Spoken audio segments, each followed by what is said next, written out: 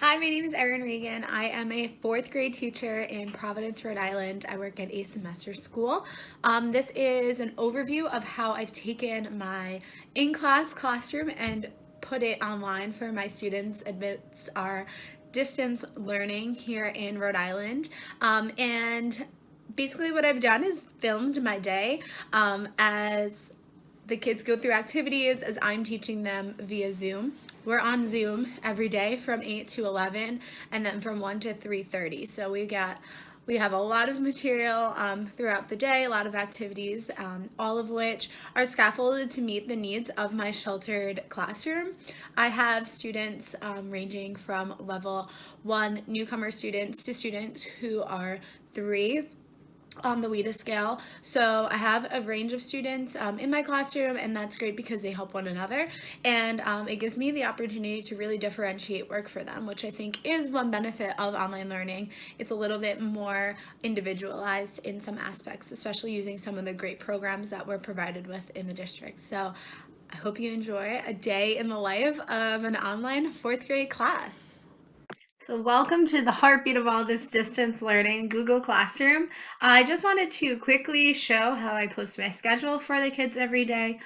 Every day I actually take the same post and I update it. So I move it to the top and I edit it every day. So there's nothing from yesterday on here, just so that it's a little bit less confusing for them. All the links are in one spot. So I give them a little smiley face. They join the Zoom meeting by 8 o'clock. That's when we start, nowadays at least.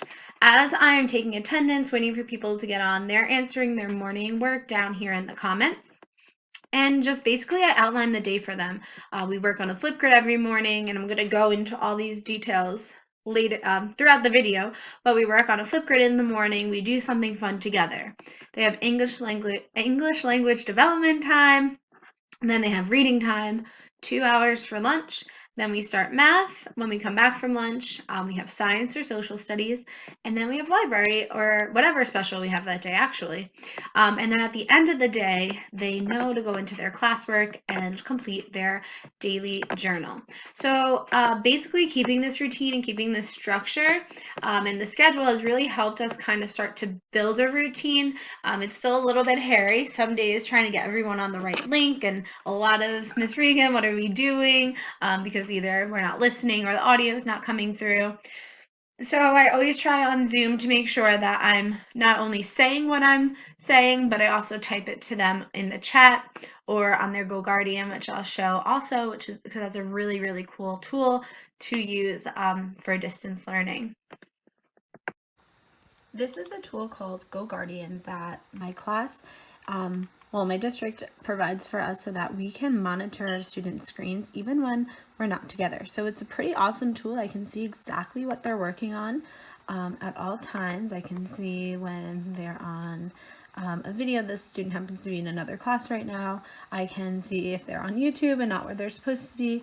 And I can also do really cool things like open new tabs for them, chat with them, and you'll see that it'll pop up right here. I can also close them out of tabs, lock their computers, and I have a lot of control over what they're working on. So I can lock a device if they're on the wrong thing, I can chat with them, or I can close tabs for them. So GoGuardian's been super helpful in this whole process, because if a student's stuck, I can basically screen share with them and walk them through something. If they don't know how to get on a certain thing, I can open that tab for them and just quickly allow them to access what we're working on. Every morning, I start my students off with a Flipgrid. This is usually our first activity after their morning work.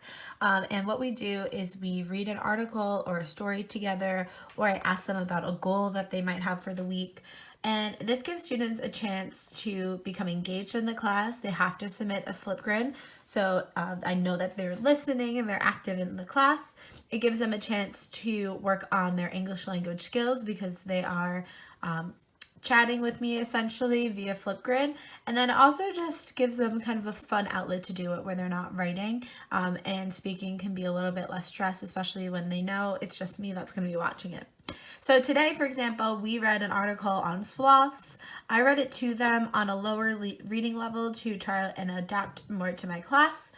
And I also showed them this video that went along with it that really took all the main ideas from the article and explained them again in speaking with pictures. So this Scholastic has a lot of great resources and a lot of ways that I can adapt the text to better suit my L learners. There's also some vocabulary that is bold, and you can click on the word and it'll give you a definition, and we can discuss the word, use some of our vocabulary skills to try and figure out what the definition is. And you see there's lots of pictures, lots of clear words. And so right now on Flipgrid, what they're doing is telling me the main idea and 3 details about the article that support that main idea. So now is our ELD portion of the day. That stands for English Language Development. That was put in place by our district so that students, we have English language learners in every classroom now. So if they're in a general ed classroom, they get taken by our coach. And since my classroom is totally ESL, I teach this block for my kids. So what I do for this block is I give them a lot of options. They have Imagine Learning, which was originally just granted to level 1 learners, English learners, but now they've opened it to the whole district. Same with this program, IXL down here. We have it for math, but now they've opened it for ELA. So I'm just going to quickly show the 3 websites we use. So this is Write Reader. It gives students a chance to write books. So they are the authors, they can add pictures, they can decorate them. That clearly that book wasn't done, but it's pretty cool. So they really love doing that. I give them a prompt sometimes, like what superpower would you have? What'd you do this weekend? They wrote one about a turkey earlier in the year and a Christmas story. Then we have IXL ELA for language arts. This places them in a skill set that is appropriate for them. So mine's kind of general because it's as a teacher, but then they can also choose what skills that they want to work on.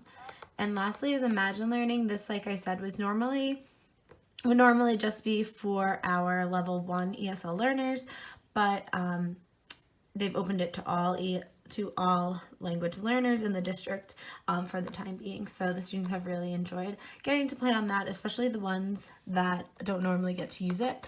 And the last option for this is to free write. So literally on pen and paper, give their eyes a little bit of a break. And so free writing or reading just as a way to engage themselves with more English words, practice grammar, practice structure, practice capital letters and periods, and have that example for them if they're reading. So now it's time for what is technically our core reading time. So during the day in school, what I would be doing is having them on the rug. We'd be reading basically the main whole group reading portion. So for the last 2 weeks, we've been chatting about Greek mythology. We read Hercules. And so I've read this to them a bunch of times. I've given them a chance to read it. We've really dissected it, gone through vocab, done character charts, retold the story, watched videos, so they're very familiar with the story. So now what we're doing is wrapping it all up in a little bow by using Google assignments under classwork to answer a question about it. So the question is, what are the 3 things that made Hercules such a hero?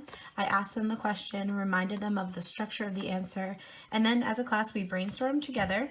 They added some on. I left this up here for them to pick from. It says pick 3 or make up another.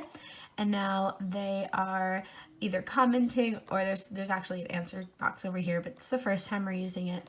I left them the PDF of the story so that they can go back and use text evidence. And then they have a little bit more specific help either via the Zoom chat or using our Go Guardian so that I can help them with specific questions and scaffold for their specific needs. Now it's time for some class independent reading. I hid all of their faces, but I like to read with them. We usually read for a half an hour, and then the other half an hour of reading, they're playing on a game such as Dreamscape today because it is our Friday, but we also usually use Reading A to Z, which is tailored individually to each student to meet their reading level, and it correlates along with Lexile levels as well. So I can monitor it all from my home screen and also provide them with really great resources, and some of them are even tailored to ELs. So when we were in the classroom, I would use these every week, and now I can assign certain text for them to read and then send PDF of text to students who don't have access to Zoom yet. For math lessons, I've taken what we did in the classroom and I'm using the online platform now. So in our classroom, we were using Zern to get us through fractions. So I actually use this exact program and these lessons in the classroom as a whole group activity on the smartboard. But now what I do is I screen share to the class and we're able to complete it together. So I use 3 ways for them to answer questions. I either give them option 1, 2, or 3 and they hold up fingers. I allow them to type into the chat, or I actually try and have them vocalize the answer, but sometimes it gets a little bit tricky because the audio isn't the best on Zoom sometimes. So either 2 are talking at once or it's hard to hear. So using those other physical ways of showing they have an answer or responding has really helped just keep a little bit more order. So this is great because it's super interactive. They stop and they explain. We have a little bit of translation from myself and other students to help students along. And so another great thing about this is, since I'm screen sharing, which I'm not now because we're not in class, I have the ability to annotate on Zoom. So I actually have a touchscreen laptop, so I'm able to draw right on the screen, which I'll show you in the next clip. And so I can really explain to students just like they were in the classroom, which is great. Explain it in different ways, show it, vocalize it, and really make sure that each student understands what it is we're learning. After we do this whole group activity together, students also have an account on Zern. So they go on and they finish one lesson by themselves on Zern. So I can track progress. Students' goal is 4 lessons a week, and I can track their progress. And I can also go in, like what I'll show you on the next slide, I can go in via GoGuardian and draw right on their computer screen and help them through problems if they're struggling. So Zern has been a really great way for me to teach math in this distance learning environment. Erin, you're right. 1/2 of 1/2 is 1/4. So I'm going to take my pen and I'm going to draw that right in the middle and label 1/4.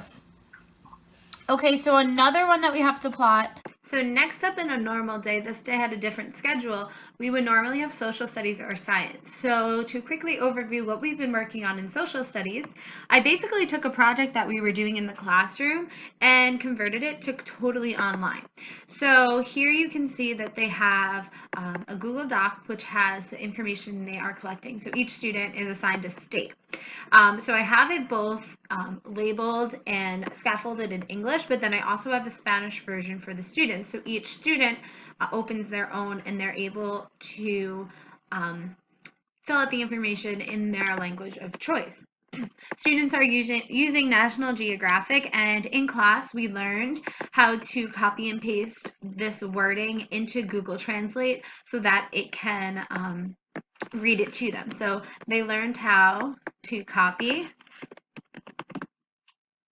and then paste. It translates and then it hace más de 10,000 and then it reads it to them, so that all students are able to access the National Geographic information and fill out their form. The next step in their project, and some of them have started this, is creating a Google Slides as opposed to, they were originally doing what's called a lapbook. It's like a file folder flip book for their in-class projects. So they're taking now their information from their Google Doc and transferring it onto a Google Slides. In here, I also have their rubric for them, which I modified from the lapbook to the now Google Slides. This way that they're held to the criteria and they're aware of what is going to get them their 4 on the project. And this way they can self-assess and self-monitor their progress. Lastly, for science, we use Mystery Science, and this is great because I can share my screen with them we're just about to move into actually our last unit, which is the birth of rocks.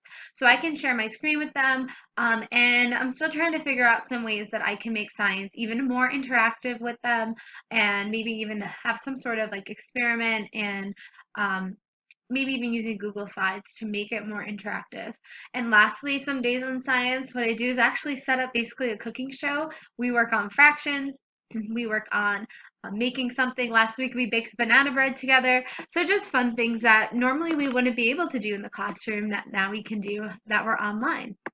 The last part of our day is our daily journal. So normally my students have special right towards the end of the day. They end around 3:15, and so every day I post in their classwork a daily journal for them. So you see I have one for like every day, and this is just a wrap up for them. I usually have them tell me 2 things they learned today. I write the questions in both Spanish and English for them, and they answer in both as well. I ask them a question about online learning or just something that doesn't really require them too much thought. If you like online learning better or you like school better. I give them some exit ticket type questions. So, for example, this is on what we read today. And then lastly, just have them answer some fun questions like tell Miss Regan a joke. What TikTok dance should Miss Regan do? And then this one's just fun to help have them promise themselves a good weekend. So I like to mix up having some school questions and then having some like personal and fun questions too, so that they want to complete it and it's just not like another daunting task at the end of the day.